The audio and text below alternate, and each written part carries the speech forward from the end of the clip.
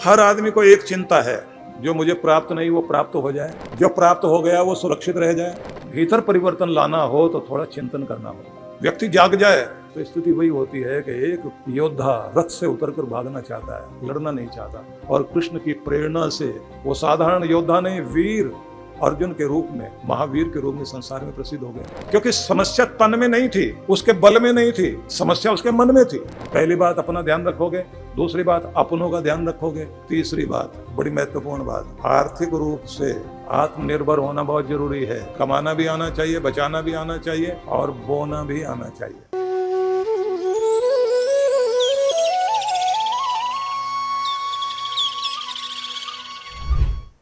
जब लक्ष्मण के पांव में जल उड़ेलना था, जल तो गिरा लेकिन लोटा नहीं हिला।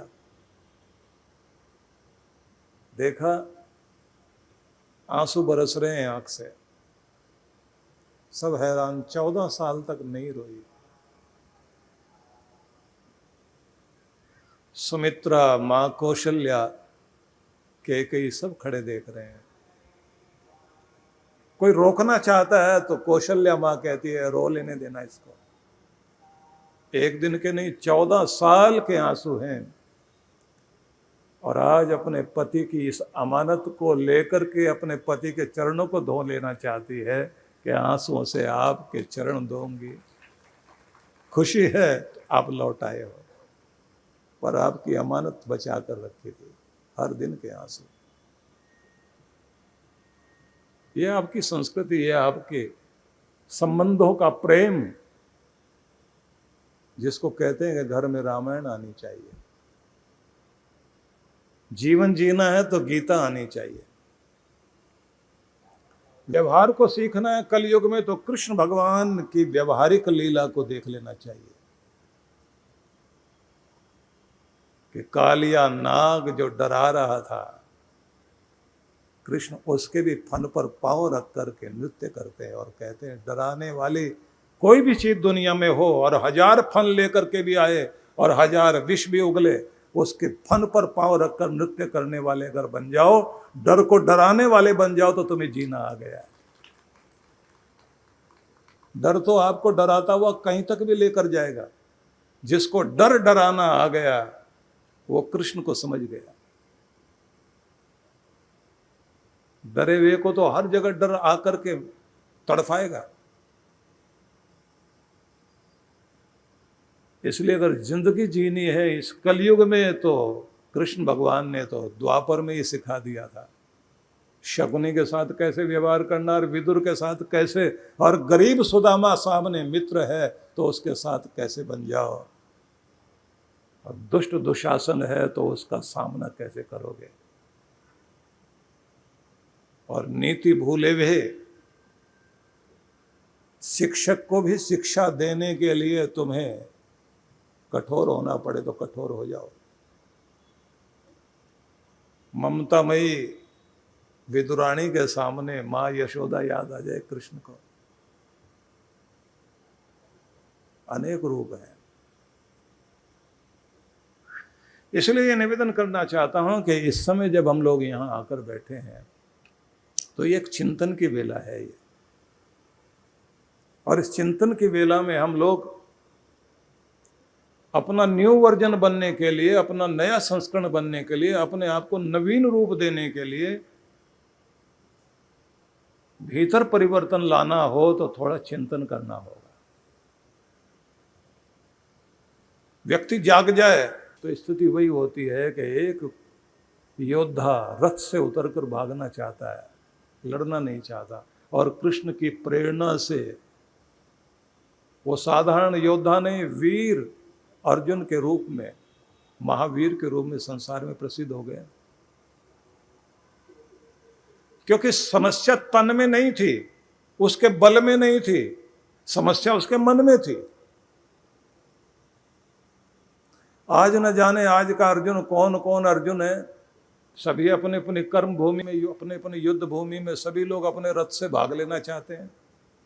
जिंदगी से तो बहुत लोग निराश हो जाते हैं, बहुत जल्दी डिप्रेस हो जाते हैं। हाँ, एक बात जरूर ध्यान रखना कि संसार को संभालने में कहीं परमात्मा ना हाथ से निकल जाए, परमात्मा का मार्ग ना छूट जाए। थोड़ा सा संतुलन बना करके जरूर चलना चाहिए, पर संसार में भी आपको व्यवस्थित होना पड़ेगा। तो अगर अपना न्यू वर्जन बनना चाहते हैं तो मैं 2-3 चीज़ें आपको बहुत ध्यान से याद कराना चाहता हूँ। पहली बात, अपना ध्यान रखोगे। दूसरी बात, अपनों का ध्यान रखोगे। तीसरी बात, बड़ी महत्वपूर्ण बात, आर्थिक रूप से आत्मनिर्भर होना बहुत जरूरी है। कमाना भी आना चाहिए, बचाना भी आना चाहिए और बोना भी आना चाहिए, इन्वेस्ट करना भी आना चाहिए। कमाओ, बढ़ाओ, बचाओ, सही जगह लगाओ और अपने धन को पवित्र भी बनाओ। आपके धन पर पहला अधिकार भगवान का। आपके हर दिन के समय की शुरुआत का पहला भाग भगवान का। समय का प्रथम भाग भगवान को अर्पित कीजिए और अपने कर्म में भी प्राथमिकता भगवान को दीजिए। कि कुछ सेवा भगवान की, कुछ कदम भगवान की ओर, कुछ मन भगवान की ओर, कुछ बुद्धि भगवान की ओर, कुछ व्यवस्था परमात्मा के लिए, कुछ बुद्धि का उपयोग योजना भगवान के लिए, कुछ नियम अपने लिए तो कुछ नियम भगवान के लिए। अब थोड़ा गीता सुनाता हूं आपको। गीता में भगवान क्या कहते हैं? हर आदमी को एक चिंता है, जो मुझे प्राप्त नहीं वो प्राप्त हो जाए, जो प्राप्त हो गया वो सुरक्षित रह जाए। इसको कहते हैं 2 शब्दों में, योग और क्षेम। अप्राप्त की प्राप्ति योग है, और जो योग है उसको सुरक्षित रख लेना, संभाल लेना, संभला जाए, रखा जाए, टिक जाए, उसका नाम है क्षेम। अब इसका वचन देते हैं भगवान कृष्ण, तुम्हारी अप्राप्त की प्राप्ति भी होगी, उसका वचन देता हूं, और जो तुम्हारे पास है वो टिक जाए, इसका भी वचन देता हूं। योगक्षेमम वहाम्यहम, इन दोनों का वहन करूंगा। कब? अब इसके लिए वो आगे जो कहते हैं वो ध्यान देने योग्य है। अनन्यश्चिन्तयन्तो माम ये जना पर्युपासते तेषां नित्यभियुक्तानां योगक्षेमं वहाम्यहम्। अब ये ध्यान देने वाला है। अप्राप्त की प्राप्ति में रात दिन लगे हुए हो, जो मेरे पास नहीं है वो मुझे मिल जाए, जो मैं चाहता हूँ वो मैं प्राप्त कर लूँ, जो मेरे मन में है वो मेरी मन की इच्छा पूरी हो जाए, जो मेरे पास है वो संभल जाए, वो खो न जाए। कि इस चिंता में रात दिन रहते हो, ये सब मैं निभाने को तैयार हूँ, कृष्ण भगवान गीता में कहते हैं। लेकिन तब जब तुम अनन्यश्चिन्तयन्तो माम, अनन्य भाव से मेरे चिंतन में लगोगे, मेरे हो जाओगे। अभी तुम्हारा ध्यान चिंता में है और संसार की तरफ है, अब मेरे हो। अब यहाँ शब्द है अनन्यश्चिन्तयन्तो माम ये जना पर्युपासते, चिंतन जिनका मेरी और है और इस प्रकार से उपासना करते हैं। इस प्रकार से उपासना मतलब जिनका कर्म ही पूजा बन गया है। जिस गृहिणी की रसोई, उसका भोजन बनाना नहीं है, वो प्रसाद है भगवान का, वो अमृत प्रसाद बना रही है। दुकान पर बैठा हुआ व्यक्ति दुकानदारी जरूर कर रहा है, लेकिन वो कहता है भगवान का नौकर हूँ, भगवान के लिए जी रहा हूँ, भगवान ने जो ड्यूटी लगाई उसे पूरा कर रहा हूँ, अपना बिजनेस भी निभाऊंगा, लेकिन साथ साथ में मैं परमात्मा को भी साथ जोड़ रहा हूँ। अपने बच्चों के लिए, अपने परिवार के लिए, अपने दायित्व, अपनी जिम्मेदारी, अपना कर्तव्य, कृष्ण कर्तव्य से भागने के लिए नहीं कहते। उसे निभाना है, लेकिन कर्म को ही पूजा बना लेना है, ये गोविंद जरूर कहते हैं। तो अपनी दुकान को भी मंदिर मान लेना।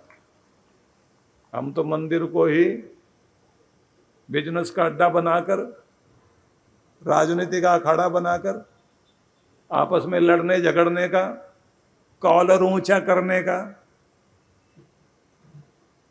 न जाने क्या क्या रूप बना लेते हैं। लोग हॉस्पिटल में जाकर के ठीक होके आते हैं, जो हॉस्पिटल से बीमारी लेके आए उसको क्या कहेंगे आप? सारी दुनिया का इलाज होता है मंदिर में। सुख, शांति, चैन, कृपा सब झोलियां भरती हैं काम मंदिर में, और जो वहीं से झगड़ा लेकर आ जाए घर में, उसको क्या कहोगे आप? पानी में मछली रहती है और पानी सबकी गंदगी धोता है, लेकिन मछली निकालो बाहर, बदबू आती है। तो ज्यादा धर्म के निकट रहकर भी जो लोग धर्म को भीतर नहीं आने देते, भक्ति की बातें सुनते हैं लेकिन साइन बोर्ड बढ़िया, भीतर नहीं आने दे रहे, तो ये दूसरों के लिए नहीं है भाई, ये तो हमारे लिए है। इसलिए मैं बड़ा आश्चर्य करता हूं कि बहुत लोगों को देखता हूं, इतनी जिंदगी बीत जाती है,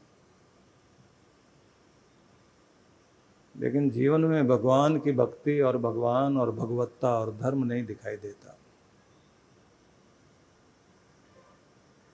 भगवान के लिए पूजा पाठ कराते हैं ना पंडित लोग, संकल्प कराते हैं।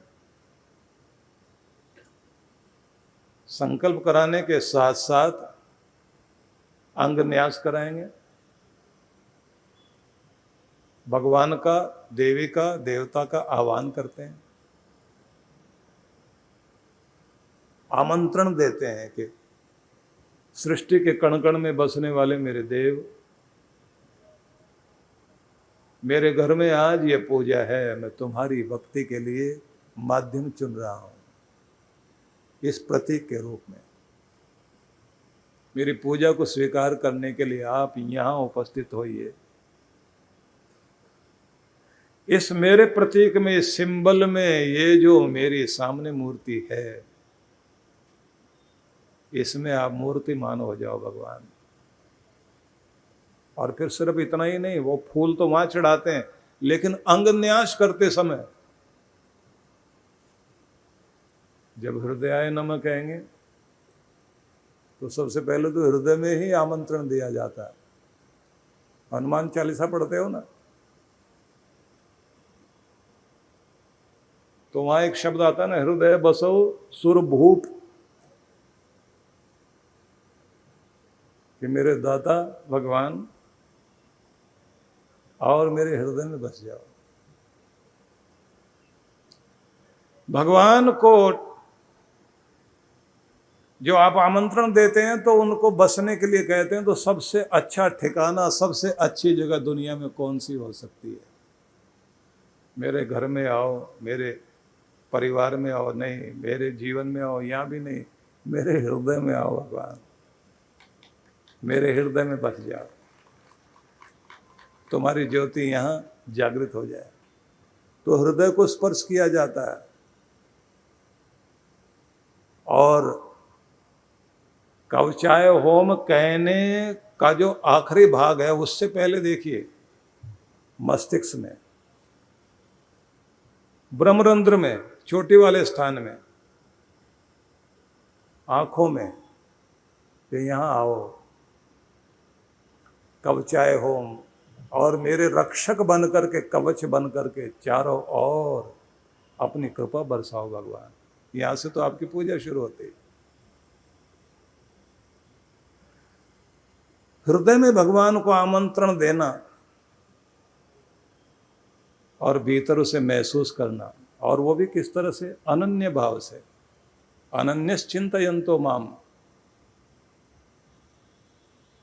अनन्य भाव से भगवान के होकर चलो। मतलब क्या हुआ? चलते फिरते, उठते बैठते, सोते जागते, जिसका ध्यान अपने भगवान में है। इसका भी तरीका क्या होता है वो भी बता देता हूं। जब आप अपने भगवान को आमंत्रण देना चाहते हैं तो उससे पहले एक काम करना, जब मंदिर में भी आप प्रवेश करते हैं, अपने घर में पूजा करने के लिए जाते हैं, तो अनन्यता बनाने के लिए अपने भीतर एक प्रयोग करना। अनन्यता क्या है उसको समझने से पहले एक शब्द समझिए, अन्य। अन्य मतलब दूसरा, और अनन्य का मतलब हुआ दूसरा कोई और नहीं। महाराष्ट्र के पुणे में परम पूज्य श्री सुधांशु जी महाराज के पावन सानिध्य में 3 दिवसीय दिव्य भक्ति सत्संग कार्यक्रम दिनांक 6 से 8 मार्च 2026। कार्यक्रम की रूपरेखा: समय प्रातः 9 से 11 बजे, सायं 5 से 7 बजे। विशेष मंत्र दीक्षा कार्यक्रम 8 मार्च रविवार 12 बजे। स्थान: गणेश कला क्रीड़ा रंगमंच, स्वारगेट, सारस बाग के नजदीक, पुणे, महाराष्ट्र। आयोजक: विश्व जागृति मिशन, पुणे मंडल, महाराष्ट्र। संपर्क सूत्र: आप सपरिवार सादर आमंत्रित हैं। सनातन संस्कृति एवं संस्कारों को पुनः जागृत करने के संकल्प के उद्देश्य से विश्व जागृति मिशन के संस्थापक परम पूज्य सद्गुरु श्री सुधांशु जी महाराज एवं डॉक्टर अर्चिका दीदी जी द्वारा संचालित सनातन संस्कृति जागरण अभियान, जिसके तहत 10 गुरुकुल स्थापना एवं 108 बाल संस्कार केंद्रों को खोलने का प्रण लिया गया। देश की राजधानी दिल्ली में पहला सनातन संस्कृति जागरण महोत्सव 2 एवं 4 मई 2025 को हुआ। दूसरा 30 अक्टूबर से 2 नवंबर 2025 हरियाणा के पंचकुला में देश एवं विदेशों में ख्याति प्राप्त संत तथा राजनेताओं की उपस्थिति में संपन्न हुआ।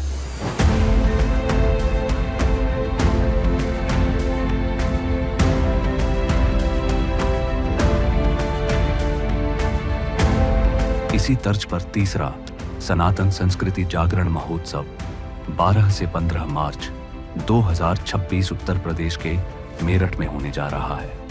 कार्यक्रम की रूपरेखा: दिनांक 12 मार्च 2026, शुभारंभ सायं 5 बजे से।